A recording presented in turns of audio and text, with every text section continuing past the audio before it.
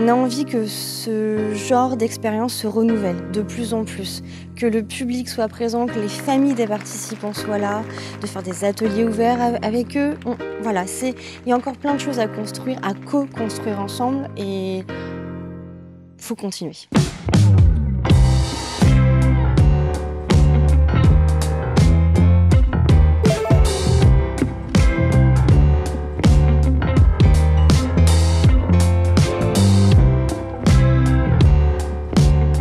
C'est un beau succès, on a réussi à avoir un petit peu plus de 36 groupes, donc soit une moyenne de 12 groupes par résidence, donc c'est vraiment bien.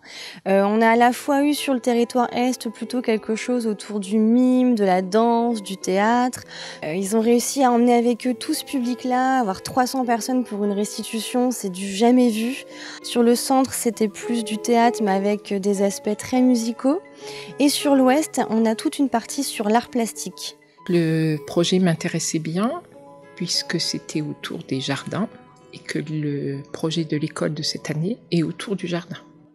Pour nous, c'était important d'arriver avec une thématique qu'on a vraiment envie de travailler. Et l'idée du jardin, en regardant le travail qu'on est en train de faire sur la trace, en ce moment, on s'est dit, voilà, c'est tout à fait quelque chose qu'on peut continuer à explorer dans cette thématique-là plus générale du jardin, mais avec une thématique précise qui pour nous, ça a été notre proposition, c'était Genius Loci, donc l'esprit des lieux.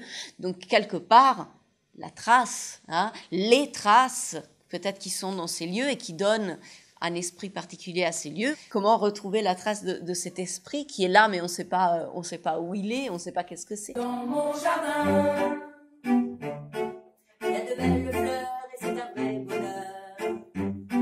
Ce qui était intéressant, c'est de voir les enfants prendre soin des personnes âgées. Alors c'est vrai qu'on dit toujours les enfants pour les personnes âgées apportent beaucoup de choses, mais je crois que les personnes âgées aussi apportent beaucoup de choses à l'enfant, notamment le calme, le respect, l'écoute. Ils sont beaucoup plus patients et ça c'était très très intéressant. C'était un très beau travail, un très bel échange. La compagnie nous a donné envie puisque cette année c'était de l'écriture, de la musique et du théâtre. Choses sur lesquelles on ne travaille pas toujours en classe, on n'a pas toujours les compétences. Ce dispositif, il nous permet de faire entrer la culture à l'école, la culture musicale. On a eu des intervenants de grande qualité, ils ont fait de la musique, chose que nous, on ne propose pas. Ils ont joué des instruments faits de briques et de broc non plus, on ne propose pas ce genre d'activité. Écrire, jouer, faire des paysages sonores, c'était une grande découverte aussi pour nous. Je m'appelle Céline, je suis en classe de CP. J'aimais bien raconter des histoires et en fabriquer. On prend des instruments et après chacun prend un instrument et l'autre il raconte une histoire. On essaye de faire les bruits de soit les animaux, soit autre chose. Je suis professeure au lycée Jacques Vaucanson au Mureau, dans une classe qui s'appelle UPE2A, c'est l'unité pédagogique pour élèves allophones arrivants. Donc ce sont des jeunes de 16 à 18 ans qui viennent d'arriver en France et qui n'ont pas le niveau suffisant en français pour aller directement en classe qu'on appelle classe ordinaire. Comme ce sont des élèves qui arrivent de pays très différents, la place de la culture artistique n'est pas la même dans chaque pays. Et au début, c'était très flagrant, en fait. Le premier atelier, il me disait « Mais madame, qu'est-ce qu'on fait là? Pourquoi on est là ?»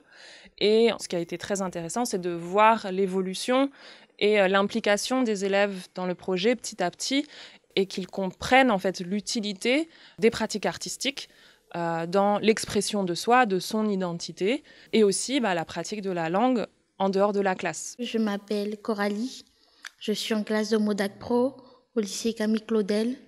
Je suis arrivée en France le 17 novembre 2018. Je viens de la Côte d'Ivoire.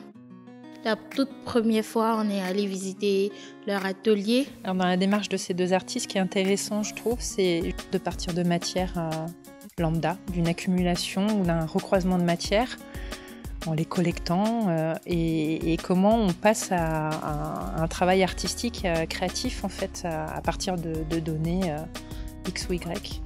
Et ça, c'est pas donné à tous les artistes d'avoir la méthodologie et de l'appliquer auprès de groupes pour qu'ils puissent eux-mêmes l'expérimenter en fait. Et je trouve que c'est une richesse cette année de les avoir pour ça notamment. Au-delà en plus de la subtilité des questions qu'ils peuvent aborder à l'intérieur de leurs ateliers. Le choix de leur matière, elle est intéressante parce que vraiment c'est donné à tout le monde en fait de se baisser et d'observer et d'en faire quelque chose. On parle de fil, on parle de cailloux, on parle de bouts de bois, on parle de... Voilà, donc c'est en ça que je les trouve aussi intéressants. On a vu qu'ils avaient beaucoup travaillé, c'était super. Les expositions, c'était beau. On a vu plusieurs expositions, des pompons, des images, un peu de tout. Voilà. La deuxième séance, je faisais des pompons. Au fur et à mesure que tu parlais, je faisais des pompons, je faisais un rouleau de pompons jusqu'à ce que tu termines et tu arrêtais d'enrouler. Oui, ça m'a plu. Parce que ça m'a permis, moi et mes amis, de pouvoir mieux se libérer, c'est-à-dire s'exprimer, dire des choses qu'on ne pouvait pas dire à d'autres personnes, c'est-à-dire sans que personne ne nous entende. On était libre et chacun avait le droit de dire ce qu'il voulait, mais pas en vexant l'autre. Tu t'exprimais à ta façon, à toi-même.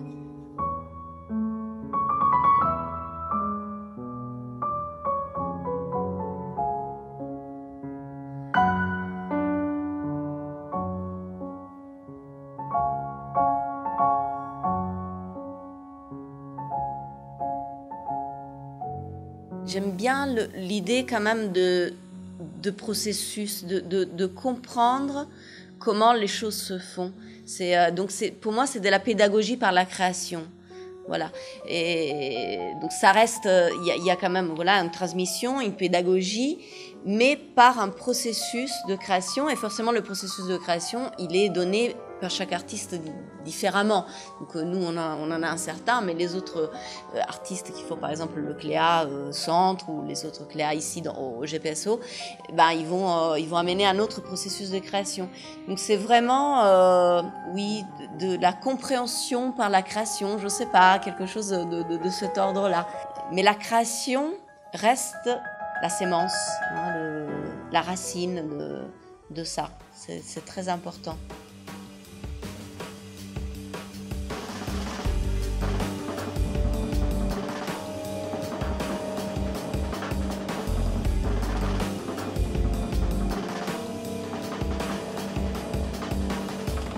Avec l'argile, il est né il y a pas mal de temps.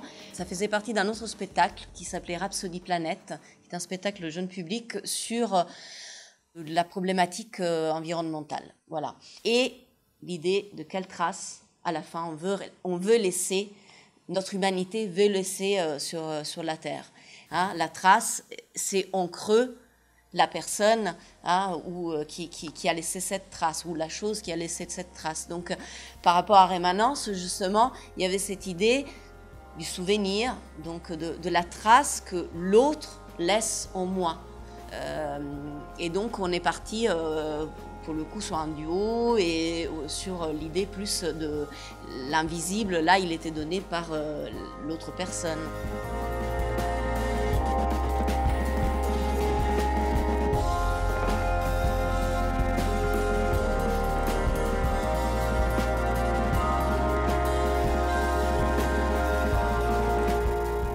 Durant les ateliers, on a travaillé avec de l'argile. On a appris les bases pour faire tout ce qui a un rapport avec le visage.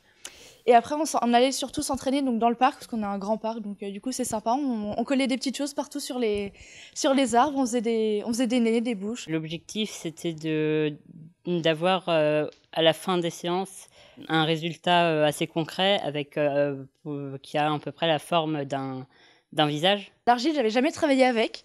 On est proche de la matière, on s'en met partout, on fait des batailles d'argile, ça c'est amusant. Moi j'ai beaucoup aimé parce que c'était la première fois que je faisais du concret comme ça avec de la matière.